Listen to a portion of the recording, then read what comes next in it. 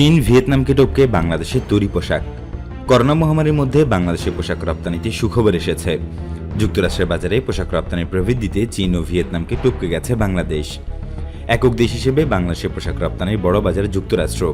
সেখানে করোনা পরিস্থিতি উন্নতি হওয়ায় তৈরি পোশাক পণ্যের চাহিদা বেড়েছে। যুক্তরাষ্ট্রে বাংলাদেশের পোশাক রপ্তানিতেও আগের চেয়ে ভালো প্রবৃদ্ধি দেখা যাচ্ছে।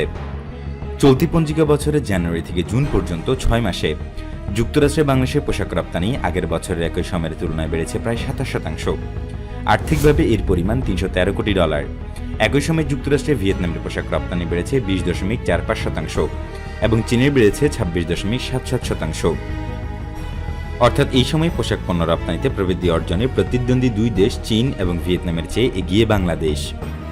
যুক্তরাষ্ট্রের ডিপার্টমেন্ট অফ কমার্সের office of textile and apparels বা অটেক্সের প্রতিবেদন থেকে এইসব তথ্য পাওয়া গেছে।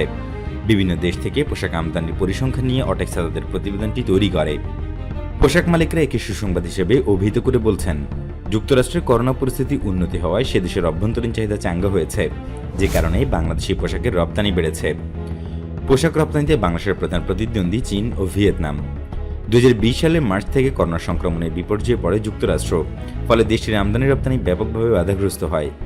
অটেক্সার প্রতিবেদনে বলা হয়, করোনার কারণে 2020 সালের প্রথম 6 মাসে যুক্তরাষ্ট্রের পোশাক পণ্যের রপ্তানি কমে যায় 30%।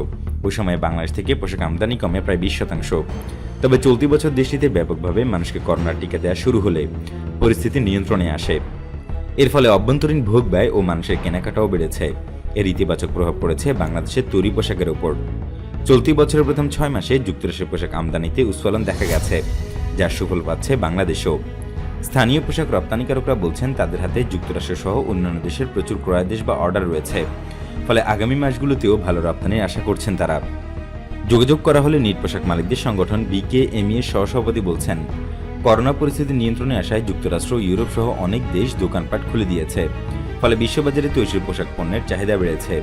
তিনি জানান, আমাদের হাতে প্রচুর ক্রয়াদেশ আছে এবং আরও আদেশ আসছে। আশা করছি আগামী মাসগুলোতে রপ্তানি বাড়বে। শুধু যুক্তরাষ্ট্রে নয়, অন্যান্য বাজারেও রপ্তানি বাড়বে। ঈদ ও লকডাউনের কারণে কারখানা বন্ধ না থাকলে জুলাইয়ে পোশাক রপ্তানি বৃদ্ধি পেত। বিজিএমইএর সভাপতি বলছেন, ভিয়েতনামের এখন উচ্চ মূল্যের পোশাক রপ্তানিতে মনোযোগ বেশি। কম দামে বেসিক পোশাকের অর্ডার কমিয়ে দিয়েছে তারা। এতে করে লাভবান হচ্ছে বাংলাদেশ। আমাদের বেশিরভাগ পোশাক পণ্য হচ্ছে বেসিক আইটেম। বেসিক আইটেমের দাম কম এবং পরিমাণ বেশি। এ কারণে যুক্তরাষ্ট্রের বাজারে বাংলাদেশের রপ্তানি বেড়েছে। রপ্তানি উন্নয়ন ব্যুরো পরিসংখ্যান অনুযায়ী বর্তমানে একক দেশ হিসেবে যুক্তরাষ্ট্রে বাংলাদেশের মোট পোশাক পণ্য রপ্তানি হয় প্রায় 19%। ইউরোপীয় ইউনিয়ন জোটভুক্ত দেশগুলোতে 62%, কানাডা 3% এবং বাকি অন্যান্য দেশ হয়ে যায় 16%। গত অর্থ বছরে বাংলাদেশে মোট রপ্তানি হয়েছে প্রায় $3,875 কোটি মার্কিন ডলার। এর মধ্যে তৈরি পোশাক পণ্যের অবদান $3,145 কোটি। অটেক্সার প্রতিবেদন অনুযায়ী প্রবৃদ্ধিতে এগিয়ে গেলেও আর্থিক ও পরিমাণগত দিক থেকে যুক্তরাষ্ট্র পোশাক রপ্তানিতে এখন তৃতীয় অবস্থানে আছে বাংলাদেশ। চীন যথারীতির শীর্ষে, দ্বিতীয় অবস্থানে রয়েছে ভিয়েতনাম।